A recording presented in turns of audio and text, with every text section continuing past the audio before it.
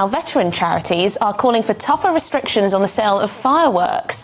Help for Heroes and Combat Stress say unexpected flashes and loud noises can bring back traumatic memories of combat. Well, joining us to discuss this is the head of clinical and medical services at Help for Heroes, Carol Betteridge. Good morning, Carol. I suppose a lot of people would be worried at the prospect of further government restrictions on what people can buy. Yeah, I completely understand that. And we don't want to affect people's fun or the enjoyment of fireworks in November and other cultural events. But what we would ask is that there's an independent review on the sale to help people understand that it can have a really traumatic effect on veterans. As you can imagine, being in a conflict or involved in an explosion, and then the sight, the sound and the smells of fireworks can have a really distressing effect on our veterans. And so we'd really like that to be reviewed.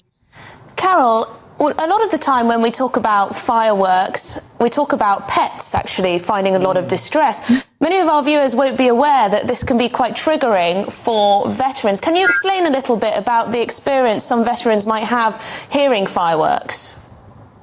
Yeah, absolutely. As I said, if you are in an explosion, it's that bright light, the loud noise and the smell that's really mirrored in the effects of the firework going off. And 74% of our veterans in a recent survey would really like the days to be restricted. So perhaps in public events rather than everybody's gardens, just to try and help them in that difficult experience of the firework. As you said, we have a right to choose. Everybody has a choice, but we would like you to consider those who fought and still fight to allow people to have that choice. Just to consider them this weekend and next weekend during Remembrance. Just remember that you have that choice because of. Well, thank you very much indeed, Carol Betteridge there, Head of Clinical and Medical Services at Help for Heroes. Some food for thought there. Let's get some more analysis now from the Head of Lifestyle Economics at the Institute of Economic Affairs, Christopher Snowdon. Christopher, Carol's there asking for some days where fireworks are not set off to respect the wishes of our veterans. Yeah, but which ones? I mean, obviously the big one is coming up, November the 5th. Are we allowed to set fireworks off any other day for our birthdays, for anniversaries, for other celebrations? Look, I'm very sorry if people are distressed by fireworks. I genuinely do sympathise with any veterans with PTSD or so on. But I mean, I'm afraid there are all sorts of things that can always distress somebody or other at some point, and you can't just go around banning things on that basis, in my view. Christopher, what do you think about, Carol also mentioned public events versus letting off fireworks in your garden. Do you have sympathy with the view that perhaps fireworks should be left just to public monitored events?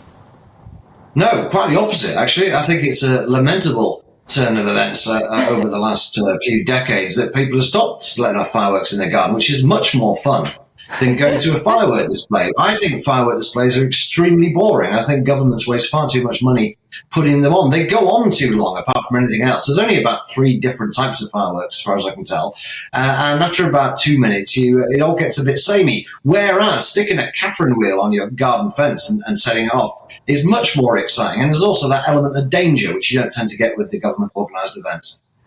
Well, Christopher, you're also a time zone activist, of course. You're campaigning for it to be more light in the evenings. Does that not rather contradict your pro-firework position if it's going to be very, very bright in these dark winter evenings after your time zone reform that you've been trying to get British summertime throughout the whole of the year? Does that not undermine your case for fireworks?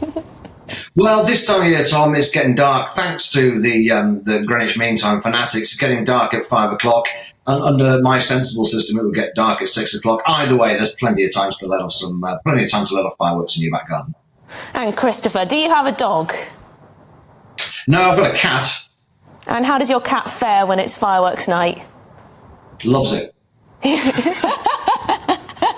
I'm not sure if that's true. My dog cowers terrified, shaking. And I think the problem is we all can prepare for bonfire night, but when there are fireworks going off all throughout the autumn and winter, it can get quite tricky for people with pets and, of course, veterans, as we were discussing. To some extent, this is an argument for planning reform, to build better insulated houses that keep out the big, loud noises.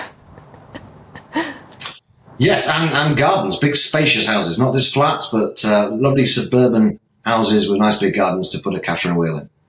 Well, there we go. We've managed to tie the fireworks conversation into many other subjects. Thank you very much indeed, Christopher Snowdon, the Head of Lifestyle Economics at the Institute of Economic Affairs. It's and very much wonderful when these anti-nanny stories... state.